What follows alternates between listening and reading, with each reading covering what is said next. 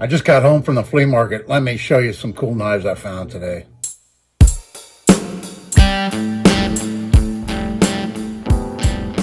Hello everybody, and thanks for coming back for another video. This is Dave, and I'm glad you're with me today. Just came home and I thought I'd show you what I got. But before I do that real quick, I just want to thank everybody for all the comments you left me on ways to get some patina on these rivets. I really appreciate all the advice I get from the public on helping me out with these things. And I might need some help today with some of these knives and getting a little bit of history on them and that type of thing. So I went back to the same flea market I was at last weekend, where I bought that big box of 129 knives for $40 from that gentleman. And he recognized me from last week and kind of helped me pulling boxes out. And I went through, I think it was like 5 more boxes of knives, and I found some. And here they are right here, and I'll go through them individually and tell you a little bit. The first one I found was this guy, and it's a J.A. Henckels, and there was some other J.A. Henckels in that first box that I bought from him. And then I found this and set to the side, and he goes, "Oh, it's a J.A. Henckels." And I said, "Yeah, this is one made in Thailand." I said, "I have some others that were in that box I bought last week." And he said, "Well, you can just have that one for free." So he threw that one in for free. So basically I paid I gave him $10 for these other 5 knives. I found one old carbon, very well sharpened, kind of cool old little knife there that was in the box.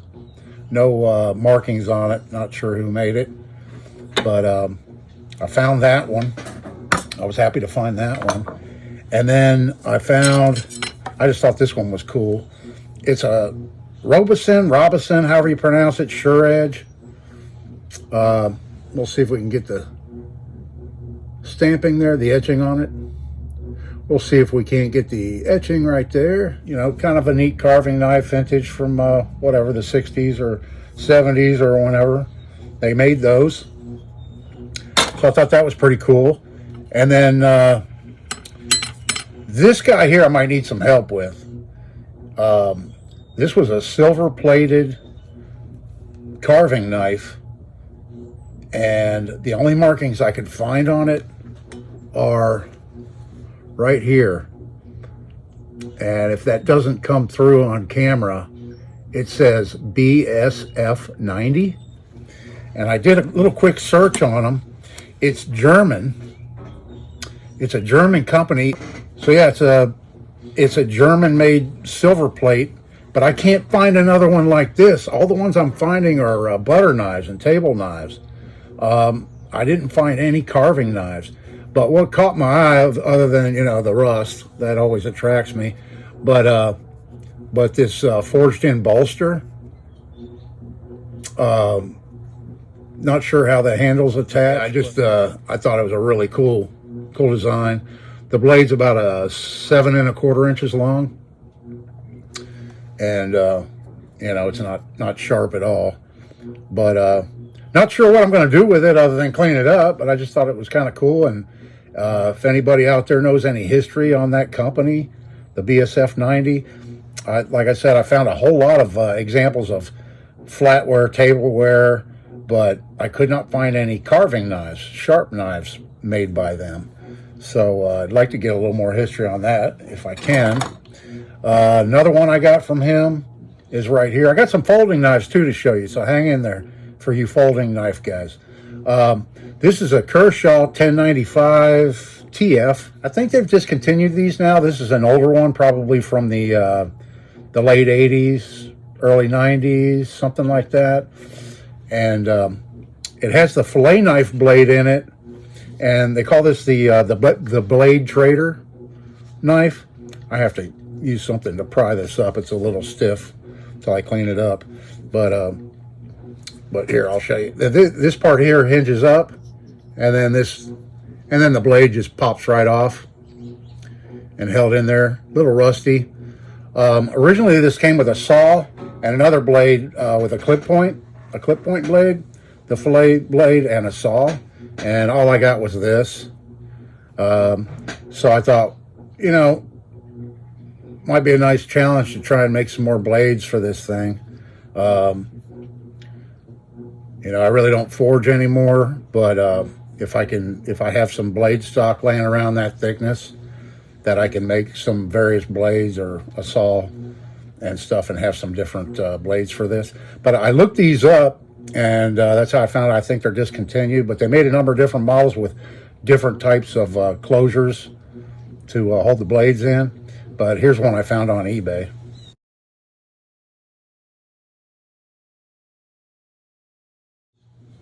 Yeah, so pretty cool. You still see some out there for sale, and they demand a pretty good price. So I think I made out just with those for the $10 for everything I've showed you so far. But then I also found this one here, and this is another Henckels, but this is the Professional S series. And this one was actually made in Germany, and it is a forged knife. And it's got some sticky stuff on the handle. It's not chipped up or anything. It's going to clean up real good. But yeah, I saw that and I thought, yeah, that's a nice knife. And here they are on Amazon and what they're selling for now.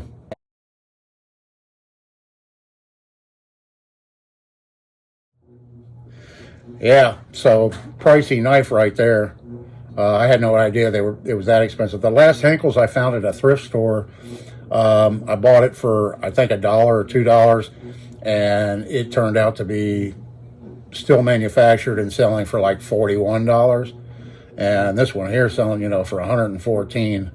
Wow, you know, I'll never get that out of it, and I don't plan on selling it, you know. So anyway, that was it from that guy. Thought that was pretty cool. And then I did some more walking around, and I bought this one, and this one here.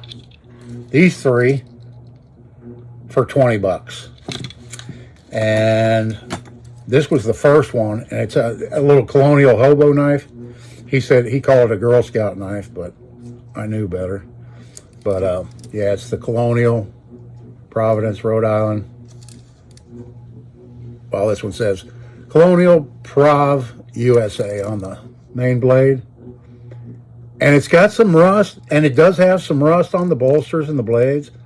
Of course, the little fork and the spoon are stainless steel. But not in too bad a shape. I haven't even actually opened this one. Yeah, the little can opener looks like it's in decent shape. Just some surface rust. I think this one's going to clean up really nice. Kind of dirty down inside. But the scales aren't shrunk up or anything. They still have some color to them, so I think this one's going to clean up really nice.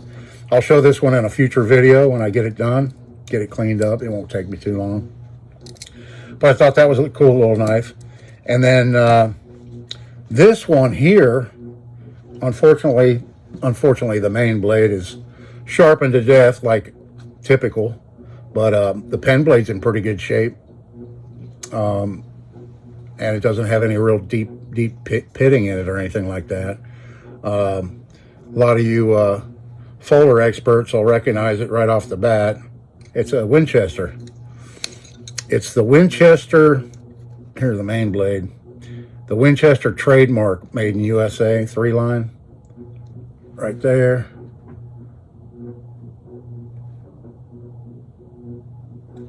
And yeah, you can see the main blade.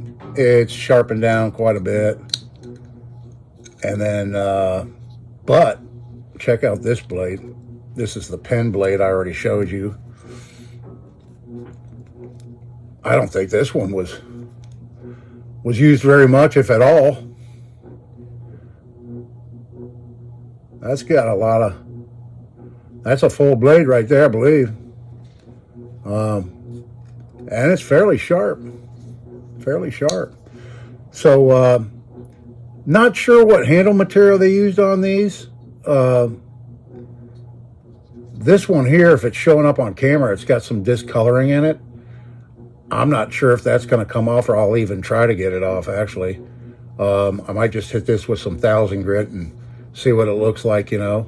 The springs aren't pitted at all. Maybe a little light pitting. But I think this one will clean up really nice. Nice little Winchester pocket knife. Has a little bit of snap in it now, so it's going to really clean up good. And then this other one, so that, yeah, so these two here and this one I got for $20. And I recognize this right off the bat. I've never owned one of these, but I've always wanted one. Very stiff. I think that's notorious for these. This is a British Army issue clasp knife. And it's marked right here, if that shows up. I'll try it at different angles so maybe it'll show up. But it says 1940, and then it has that arrow. And I've seen some of these that have the arrow that goes, the arrow is pointed up, and some it's going this way. I think that denotes something, but I'm not really sure. If you know, let me know down in the comments. I appreciate it. I can't make out what it says underneath that on the can opener blade. So it's a British Army issue clasp knife from 1940. So I know Joseph Rogers and Son made a lot of the British Army issue knives. But this particular one right here, I think was made by J. Clark and Son. At least that's what I found on one website I went to. Yeah, real cool copper bail on it. I've never had a pocket knife with a copper bail. They used, it said in that website, they used 11 gauge copper for the bails on them. And it's got some detail in it. Look at that. It's not just a piece of copper wire, you know. Yeah, unfortunately, the scales are shrunk up quite a bit. I close this one and attempt to open this one. There we go. Yeah, so there's not much left of this blade. Maybe a quarter of what it originally had. Not quite sure. But definitely still usable. You know, it's more like a pen blade now. But, and it's actually pretty sharp. But yeah, the tip's probably been broke off and somebody just kind of ground it there. They were showing a lot of knives with marlin spikes on them. I don't know why the Army would need a marlin spike. I would think that would be more of the British Navy that got issued those, and more of a knife this style for the Army. But who knows? You know, it could be that's the case, and you know they just issued them to everybody that same style. This company here, J. Clark and Son, may have only been making these style knives for a couple of years. I'm not sure. They're leading up to World War II. But yeah, it's stamped 1940 on the blade. And then the other thing too that's kind of cool is I thought this right here, this middle liner, actually protrudes out, and I thought maybe it was a screwdriver, and maybe it started its life as one, like a flat tip screwdriver built in, but it's been sharpened. I'm not sure if that's out of the factory or what, but it's sharper than the main blade right now. This thing is sharp. So you definitely wouldn't want to slip of this into your pocket, you know. I may make a slip for it. I'm not sure how far I'll go. I'd like to do something with the shrunk handles, but not much I could do there other than replace them, you know, with something else. So I think I'm just going to leave it like it is and clean it up real good and preserve it, and maybe make a little slip for it or a little cloth pouch, you know, to keep it in after I get it cleaned up and oiled and everything. And then I have one more folder, this guy right here, and it's a Ranger. It says on the blade here, Ranger, Providence, USA, just like the Colonial. So, not sure if it's a Colonial or one of those brothers that branched off and started his company and made these, but they're not very expensive knives at all. I paid $3 for this one. It's missing 2 bolsters, and I just thought it'd be a fun cleanup project because it's really not in too bad a shape other than the handles and the bolsters. The bolsters, you know, this one here didn't look too bad. Starting to bubble right here, but they're plated. It's some kind of a pot metal, plated pot metal or something on them. And then the scales are slotted. So I'm assuming that these bolsters slide into there and maybe attach somehow that way. I'll pop this one off or this one and figure it out and see if they slip up in there a little bit to see if they used adhesive or what they did to attach those bolsters on. And this used to say Ranger right here on this badge, but it's so, you know, rusted and pitted you can't read that anymore. So I don't know if the plastic handles clean up a little bit because they're not shrunk or cracked. I'll try and clean them up first and just see what they look like and take it from there. But do a little bit of work on that one, and that'll be cool because yeah, the blades are in really good shape as far as, you know, this one hasn't been sharpened to death. You know, it's hardly been used at all. So there's still a lot of metal left on this one, you know. But anyway, I wanted to share that with you. Oh, you know what? I went to a thrift store too on my way when I was out running around. I also went to a thrift store, a couple of thrift stores, and I bought one of these stainless steel 16 ounce, I believe it is, you know, drink bottles. And that's for a project I'm going to do. I'm going to make a custom mess kit, and I'm going to make it out of either this one here or this one here. And what these are, I can't believe this. I mean, I found it at a thrift store, ecolunchboxes.com, USA. And on the, you know, I'll just show you what it says right there. So I went to their website. I think this one's like $38 or $39 for the smaller one. And then this one right here is like 50 bucks. And you can see what I paid. I think it's like 50 bucks. And I don't know if they've ever even been used before, but I saw this one first and I grabbed it. You know, I didn't know anything about the history of it or exactly what it was, but I you pop these latches off the side, and you can adjust the tension of these too to where they snap really, really good. But you got one on each side, and then you pull it out, and there's your bottom. This is all stainless, food grade stainless steel, is what they said on the website. Then you've got this container here. You open this one up, and so you've got the lid. You could use this as a plate.